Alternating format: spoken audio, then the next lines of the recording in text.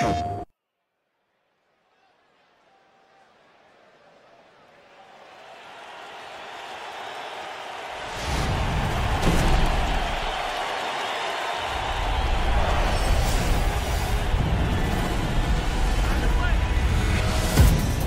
you have a brother that's 4 years older and another that's 8 years older, it pushed me to want to be at their level. When we would go to the baseball field and practice, they wouldn't take it easy. They would throw full speed, and say I'm 10 years old catching an 18-year-old's throw coming at me, so you got to be good at catching that ball, if not you're going to get hit. And when they lost, I wanted to play again until I won, so it definitely helped with the competitive edge.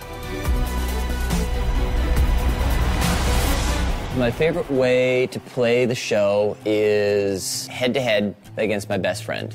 I grew up a Red Sox fan. It's state law. You have to like the Red Sox. And for whatever reason, my friend decided he was going to play as the Yankees. And I think it was mainly just to sort of give me a hard time about it. But when you're playing your friend, there's nothing more satisfying than beating him. And conversely, there's nothing more irritating than losing to him. And the only thing that matters is winning. Keep track of the score, and at the end of the day, who wins. And so that's really how I take the game. Oh, this is good. We had played a series. It was Game 7, all tied up. I had won Game 6. But when the game started, he was hitting the ball all over the field. I couldn't put anything together. And he's talking a lot of trash, and it's annoying. And I was like, the only way I'm going to get him to be quiet is if I start playing some ball here. With failures, you start asking questions and you start learning, because before you have success everywhere you're at, you never ask questions. You just think that you just do. If you're not doing well, you know that there's something you can do to get better. I was running out of time. It was the bottom of the 8th. I was down by 6 runs. And so he was like, you know what? I'm just going to wait for my pitch. I'm going to wait for a fastball, and I'm not going to be tempted by some of the off-speed garbage or, stretching for something. And sure enough, as the next couple pitches came through, I was just seeing them better. So you have a split second to recognize a pitch, see if it's going to be a ball or a strike, and swing and put a contact on it. And it takes a lot of work ethic to get to a point where we can even just put the ball in play, and not just putting the ball in play, but putting in the ball in play with authority. I started hitting.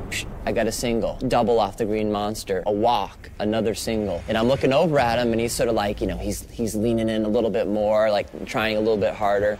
And it's 6-4. The key to hitting is getting a good pitch. If you get a good pitch, I don't care how your swing is, you're going to put it in play, and good things are going to happen. So he brings in a new pitcher. I've got the bases loaded, and Adrian's up. It's like sort of a perfect scenario, but I've got to see the ball.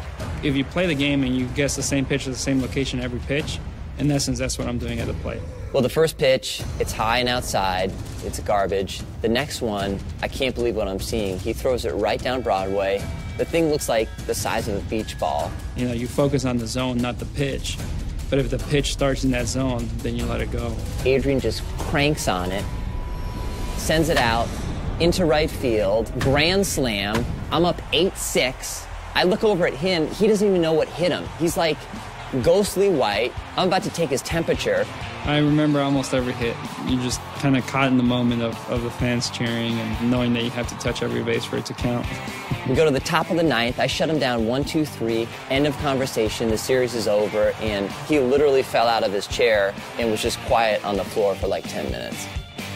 Even in the times of success nowadays, I'm still always looking to tweak things and get to that point where everything just clicks. It's something that I've always had in me, that drive that you always want to succeed and always want to stand out and be the best you can be. He didn't want to play me for a couple days. I remember he was a little bit bummed out, but it was a great feeling. There's nothing else that will simulate a game the way that the show does.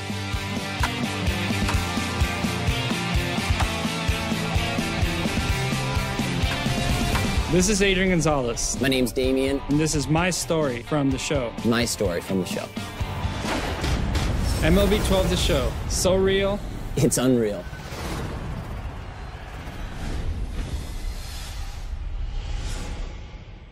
PlayStation